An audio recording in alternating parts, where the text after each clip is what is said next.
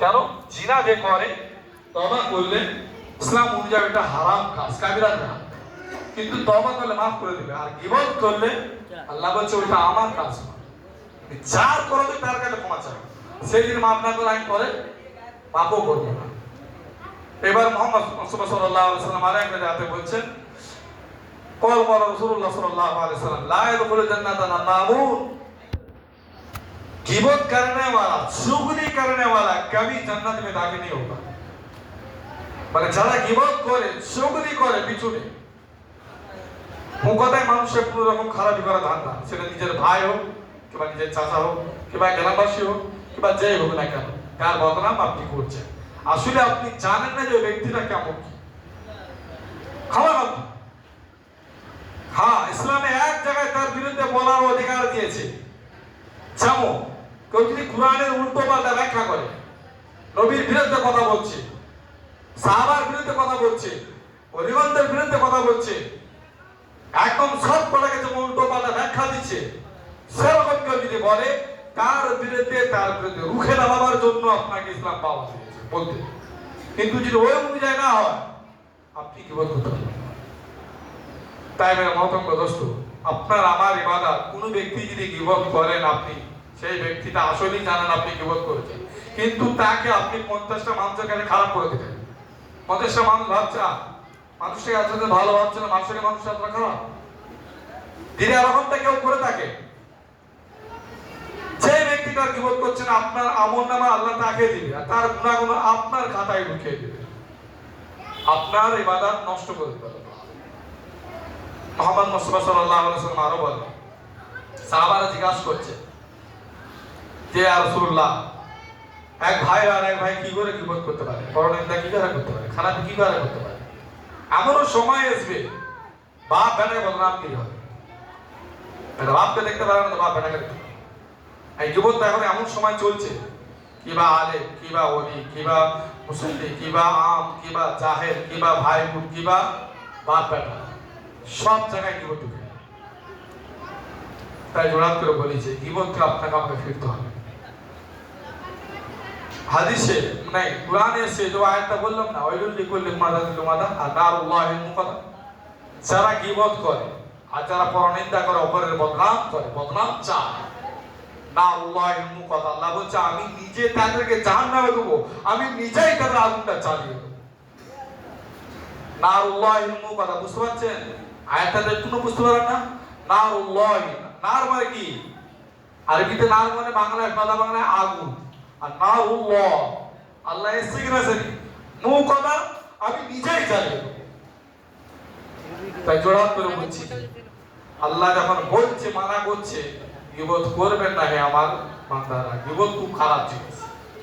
বান্দাকে হায়াত দিয়েছে আমি, রিজিক দিচ্ছি আমি, সব দিচ্ছি আমি, তুমি বান্দার গীবত করনে वाला কে? তুমি আমার এই বান্দাটা খারাপ করনে वाला কে? বলুন তো, আল্লাহর কাছে বড় লোক, ছোট লোক, গরিব, মিসকিন, ল্যাংড়া, খড়া, বাবা, কালো, ফর্সা, কোন পার্থক্য আছে আল্লাহর কাছে? সব এক। আল্লাহর কাছে সব এক, আল্লাহর কাতারে সব এক। এই যে মসজিদে নামাজ পড়তে আসছে, আমার পাশে যদি ইমাম সাহেবের পিছনটাতে যদি কোনো রিকশাওয়ালা দাঁড়িয়ে যায়, গরিব বসা, আপনি বলতে পারবেন এত বেরিয়ে যাও? বলার ক্ষমতা আছে কারো? নেই। স্বয়ং কাবা শরীফেও যদি ইমামের পিছনে কেউ যদি দাঁড়িয়ে যায়, ফকির মিসকিন, জামাত ছাড়া পরেও যদি দাঁড়িয়ে যায়, কারো ক্ষমতা নেই আমাদের দাঁড়িয়ে আছে? নেই।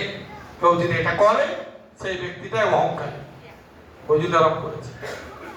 তাই জোরাত করে বলেছি, আল্লাহ রাব্বুল আলামিন রাগ দিতে হয় যারা গীবতগিরি করে। কেন গীবত কিসের জন্য করবে? আরো শুনুন, হযরত আয়েশা রাদিয়াল্লাহু তাআলা আনহা, নবীজির স্ত্রী তো অনেকগুলি স্ত্রী ছিলেন, বুঝতে পারছেন? তো আয়েশা রাদিয়াল্লাহু তাআলা আনহা বলছে, ইয়া রাসূলুল্লাহ, আপনার অমুক স্ত্রীটা সুফিয়ান বলে একজন স্ত্রী ছিল, আমার চাইতে একটু নাটা। সুফিয়ান স্ত্রী কিন্তু নবীজির কাছে নেই, তার নামে নিজের স্ত্রী আরেক স্ত্রী বলছে, আমার চাইতো, হযরত আয়েশা রাদিয়াল্লাহু আনহা বলছে, ইয়া রাসূলুল্লাহ, আমার চাইতো আপনার সুফিয়ান স্ত্রী একটু নাটা, অর্থাৎ কেনা যেটা বলা হয় কথা বাংলায়, ছোট, শর্ট খাই, শর্ট সাইজ। মুহাম্মদ সাল্লাল্লাহু আলাইহি ওয়াসাল্লাম সঙ্গে সঙ্গে আয়েশা রাদিয়াল্লাহু আনহাকে মানা করছে, আয়েশা তুমি এটা গীবত করবে, দেখেছেন? থামানে কথা না, এটা তো আমরা হামেশা ঘরে বলি। কারো বিয়ে লেগেছে, কিছু কারণ নাই, কিচ্ছু, কেমন বিয়েটি ভাঙবে, মুখের ছেলে বিয়ে, মুখের মেয়ে না, একদম নাটা নিয়ে ওকে আবার বিয়ে করে যায়, ছোট মেয়ে। এটা কি ওই কি বলতে বুঝতে দিদি? সাহাবা রাসূল সাল্লাল্লাহু আলাইহি সাল্লামের কাছে বলছে, ইয়া রাসূলুল্লাহ, আমাদের এক বন্ধু, আমাদের দলের মধ্যে একজন আছে, তাকে আমরা না খাইয়ে দিলে সে খায়, সব সময় উপোস থাকে। আমরা যদি তাকে না খাইয়ে দিই, সে খায়ও না। এতটা কথা যখন বললো, যার বলেছে সেই ব্যক্তিরা ছিল না সেখানে। মুহাম্মদ সাল্লাল্লাহু আলাইহি ওয়াসাল্লাম সঙ্গে সঙ্গে বলছে, আমার সাহাবারা, তোমরা এটা কি করবে? চিন্তা করেছে আমরা কত কি করে ফেলি, আর আমরা মনে করি সব থেকে বড় হয়। জোড়া করে বলি যে এইগুলো থেকে বাঁচবেন দয়া করে। হ্যাঁ, যারই কথা হোক না কেন, আপনার যদি জানা থাকে সে ব্যক্তিটা ভুল বলেছে, তাকে আপনি ডাইরেক্ট তার কাছকে যান, তাকে যে বলুন যে এটা আমার হচ্ছে, আপনার হচ্ছে, চাচার হচ্ছে, মায়ের হোক, মা আপনি এটা করতে পারবেন না, এটাই ইসলামের সহি বলা না। বুঝতে যদি এরকমটা করার চেষ্টা দয়া করে করবেন না। আপনার ইবাদত আল্লাহ কেটে দিবে, এটা চুরি কেটে গেলে অন্ধ হয়ে আমার নামায় দিয়ে দেবে, আপনার মেহনত এটা বেকার হয়ে যাবে। তাই জোড়হাত করে বলছি, জীবন বর্জন না করবেন না, জীবন থেকে চাড়ো। সূরা হুজরাতে পড়ে দেখবেন। কোন সূরা বললাম জি? সূরা হুজরাত 12 নম্বর আয়াতে পড়ে দেখবেন, এখানে আল্লাহ বলেন কঠোর ভাবে গীবতকে নিন্দা করেছে, নিষিদ্ধ করেছে। তোমরা কি চাও তোমার নিজের ভাই পচা মাংস, যে ব্যক্তির ভাইটা মারা গেছে, কবর থেকে তুলে এনে আর তোমাকে ওই মাংসটা যদি কেটে আমি দিই, খাবে? কখনোই খাবে না তোমরা। তো তোমার নিজের আরেক ভাইয়ের গীবত কি করতো? তাই জোড়হাত করে বলছি, গীবত থেকে রেহাই হবে। গীবত যদি কেউ করেন, খুব খারাপ কাজ করেন, গীবত কোনো করবেন না। কারণ মুহাম্মদ সাল্লাল্লাহু আলাইহি ওয়াসাল্লাম বলছেন, আল্লাহ ইয়ারহামুনা ইরহামুর অর্থটা এইটাই, আপনি যাকে কষ্ট দিচ্ছেন, কাউকে কষ্ট দিয়ে আল্লাহর কাছে রহমতের আশা করো না। তুমি যাকে কষ্ট দিয়ে কাঁদাচ্ছ, একদিন ঘুরিয়ে দেখবে হয়তো সে নাই, অন্য কেউ তার থেকে বেশি তোমাকে মারবে। তাই জোড়হাত করে বলেছি, গীবত থেকে ইনশাআল্লাহ প্রত্যেকে ভগত ইনশাআল্লাহ। কিসের জন্য? দুনিয়া তো চিরস্থায়ী কেউ হই না। আমার আপনার কি বাঁচায়, কি আমার আপনার রাজা আমি ঘরে, তাই না? দুনিয়ার পৃথিবীর সব থেকে বড় বাচ্চা ছিল চারজন, আপনারা কম বেশি জানেন হয়তো।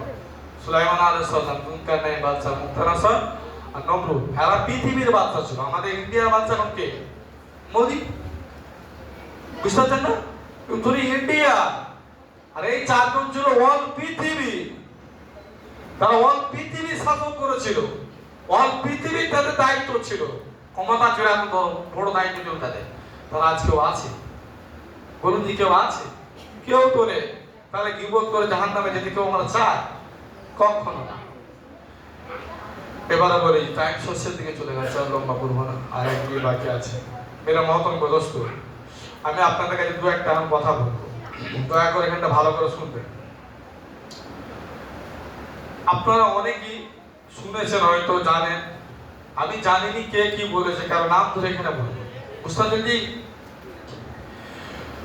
আমি আলেম কিনা জানে, আমার কাছে কেউ যদি জিজ্ঞাসা না করে, অন্য কোনো জায়গায় কেউ কথাটা যদি বলে, ও কি ঠিক করেছে? হ্যাঁ, আমার কথা আমাকে আগে জিজ্ঞেস করতে হবে না, আমার টাইটেল আছে কিনা নেই, টাইটেল আছে কিনা না আমাকে জিজ্ঞেস করতে হবে কিনা হবে না। আমার কথাটা অন্য কোনো জায়গায় যদি কেউ যদি বলে যে উনি আলেম নয়, উনি হাফেজ নয়, উনি কারিও নয়, কিছুই নয়, এবার আমি তাদের কাছে বলছি, এখানে যদি কেউ শুনে থাকেন তাদেরকে আমি বলছি, এই মেম্বারে বসে মাথায় পাগড়ি নদী শূন্য তরিকা দিয়ে হুজুর হালাতে আল্লাহর কসম কেটে বলছি, আমি তাদেরকে দলিল দেখাবো। বুঝতে পারছেন জি? এমনকি মসজিদও দলিলটা দেখাবো, আজ না হয় কাল, দু একদিন পর। বুঝতে পারছেন জি? কিন্তু আমি আপনাদেরকে বলছি, আমার সাথীরা বেশি দূর না, অনন্তনগর মাদ্রাসার শফিকুল আহমেদ সাহেব, আপনাদের মাঝে মাঝে কাজী সাহেব জন্মপড়াতে আছে না, এনাকে দিয়ে জিজ্ঞেস করবেন, একসাথে পড়াশোনা করছি। কেউ যদি তাহলে সদা কথা বলতে গেলে আমার টাইটেল আছে কিনা না নেই, কোনো ব্যক্তি যদি আমার বদনাম দেয়, তাকে তো আমাকে আগে জিজ্ঞাসা করা উচিত ছিল, জিজ্ঞাসা করা উচিত ছিল না? যেমন আপনার টাইটেল আছে কিনা নাই। আমি হাজারো মানছি আপনি জানেন না, কিন্তু আগে তো আমাকে জিজ্ঞাসা করবে যে মনে আপনি কোথায় পড়াশোনা করেছেন, আপনার টাইটেলটা কি, আপনি হাফেজ কিনা আলেম না মনে না। কেন এই জায়গাটা আমি 9 বছর আছি, তাহলে 9 বছর আপনার হুঁশ ছিল না আপনি হাফেজ না মনে না, হঠাৎ করে আজকে আপনি অপরের সামনে বদনাম দিচ্ছেন কি হতো। আমি আবারও বলছি, এই মসজিদের মেম্বারে বসে যেখানে নবী বসতেন, পাস করাতে আমি পড়াশোনা করে আলেম টাইটেল পাস করেছি। আবার বলছি, কোথায় যে কোনো পাস করা থেকে কেউ যদি আমার মিথ্যা বদনাম দিয়ে থাকে, তাকে আমি চাইনি সে খারাপ গ্রহণ করছে, কিন্তু আমি যেটা বোঝাতে চাচ্ছি সে গিবত করেছে, সে বদনাম দিয়েছে। যাই হোক, আমিও আলেম, সেও যিনি আলেম দাবি করছে 100%, এক আলেম আর এক আলেমের বদনাম করছে, এটাকে আলেম আলেমের ঝগড়াটা কি ঠিক? কখনো না। আমার মানুষ কি ভাববে? আমি এতটাই এই জন্য আপনাদেরকে দাবি করলাম যে যারা এখানে আরো বলছেন আমাকে কেউ হাফেজ সাহেব বলবেন, আমি হাফেজ সাহেব নয়, আলেম আমাকে মওলানা বলতে পারে, বুঝতে পারছেন কি? আর একটা জিনিস এখানে ভেঙে দিচ্ছি আমি আবারও, যদি আমার কুরআন তেলাওয়াতের মধ্যে, পড়ার মধ্যে কিংবা বায়ান করার মধ্যে হাদিস পড়াতে আমি বলছি এগুলো ভুল প্রমাণ যদি আপনি না দেখাতে পারেন, পিছনে যদি যে বলেন ইমাম সাহেব এটা ভুল বলছে, আমি বারবার ধরে বলছি, আজকে যে কথাগুলো বলেছে আমি যে কটা আয়াত বলেছি দলিল দিয়ে বলেছি, বলেছি না বলিনি? চলে যাবেন কোন কিছু সান্তা মাদ্রাসা, বড় মাদ্রাসা, কোন এক ব্যক্তিকে জিজ্ঞাসা করবেন না, বুঝতে পারছেন? আমি আবারও বলছি, কারো যদি সন্দেহ থাকে যে আমি আলেম নয়, কেউ যদি পিছনে গীবত করে পেটে পূর্ণবান্ধা ব্যাখ্যা দিয়ে থাকে, তাকে আপনারা ধরেন না, আমি থাকলে ধরে নিতাম, কিন্তু ঝগড়া করতে চাই, আমিও এটাও চাই এখানে আমি সারা জীবন থাকবো, এটাও না, বুঝতে পারছেন কি? আমি যেটা চাচ্ছি, এই গ্রামে 9 বছর আছি, কম বেশি প্রত্যেকটা মানুষ আমার হাড় গুড় জানে, জানেন না? তাহলে হঠাৎ করে কেউ যদি বলে উনি আলেম নয়, জালেম, আম মানুষ, স্বাভাবিক মানুষের মধ্যে একটা কেমন ঢুকবে, আজকালকার আরবি না ঢুকবে না, কেন ঢুকবে না? লম্বা টাইম 1 মিনিট পার হয়ে গেছে, 1 মিনিট আমি লম্বা করছি না, ছেড়ে দিচ্ছি এখানে। তো এই জন্য আমি আপনার খারাপ, আমি এখান থেকে যদি চলেও যাই, কালকেই যদি চলে যায়, রিজিক আল্লাহ যেখানেও রেখেছে, কিন্তু আমি বদনাম নিয়ে যাবো না, বুঝতে পারছেন কি? আমি দলিল প্রাপ্ত দলিল সেই ব্যক্তিটাকে দেখে যাবো, আর তাকে আমি যাচাই সেখানেই করে নেবো, দেখবো সে কতটা আলেম। দেখুন, আমি কারোর নাম ধরে বলি না, এখানে কেউ বিপদ ভাববেন না, এটা ছাড়া করে তাদেরকে আমি বলছি, বুঝতে পারছেন কি? এই জন্য জোরাত করে বলেছি, কোনোদিন কারো গিবত করবে না, গিবত করনে ওয়ালাদের নেকি, যার গিবত করবেন তার খাতা আল্লাহ তুলে দেয়, আর তার গুনাহগুলো গিবত করনে ওয়ালা খাতা আল্লাহ তুলে দেয়। এই জন্য হাদিস বলছে মাল্লা ইয়ামুল আইয়ুহান, জোরাত করে বলি যে এরকম গিবত করবেন না। আর আখেরি পয়েন্ট, আপনারা এখানে যেটা আছেন, যে আমি আবারও বলছি, মেম্বারে বসেই বলছি কসম কেটে, আমি মওলানা পাস করেছি। যারা বলছেন যে উনি মওলানা নয়, তাদেরকে আমি দুটো ব্যাখ্যা বলবো এখানটাতে। যারা বলছে আলেম নয়, তাকে যে জিজ্ঞাসা করবে যে কোন রকমের আলেম, আমায় আমার মিসকাল দারওয়াতিল খায়রা ইয়ারা, আর একটা যে উজু হুইয়া আমায় দিন না দেও, দুটো ব্যাখ্যা তাকে যদি ধরি না, মাথা খারাপ করে দেবে। আর একটা হলো উলামা কয় প্রকার, সেই ব্যক্তিরা আলেম যদি দাবি করে থাকে, সে আর একটা আলেম, আর আলেমকে চিনতে পারে না, সে কিসের আলেম? আমি তাকে চিনতে পারলাম কিভাবে সে আলেম না আলেম নয়? তাকে তার গুরুত্বের বিরুদ্ধে কথা বলি। উলামা হলো, যে বলে দিচ্ছে, উলামা কয় প্রকার কি? উলামা হলো 3 প্রকার উলামা আছে। সেই ব্যক্তি যদি জ্ঞানী হয়, সে চিনে ফেলতে আপনি দিচ্ছ এটা আলেম না আলেম নয়, সে জ্ঞানী নয়, সে চিনতে পারে না। উলামা হলো 1 নম্বর, এই 3টে ব্যাখ্যা বলে ছেড়ে দিচ্ছি, উলামায়ে দাওলা, উলামায়ে মিল্লাত, উলামায়ে হক, বুঝতে পারছেন? সে আলেম, সে আলেম হবে আল মুমিনু মিরাতুল মুমিন, একটা মুমিন আরেক মুমিনকে দেখলেই চিনতে যায়। অর্থাৎ যে আলেম হবে, সে 3টে নমুনা পড়েনি, সে যদি বুঝতে পারে না। উলামায়ে দাওলা, উলামায়ে মিল্লাত, উলামায়ে হক, রেকর্ডিং করে নেবেন, থাকে শোনাবেন। তাহলে আপনি কিসের আলেম, এটা আপনি বুঝতে পারেন, একটা আলেমকে চিনতে পারেন। ওয়াকুম বিল আরবি, শুনে ধরুন।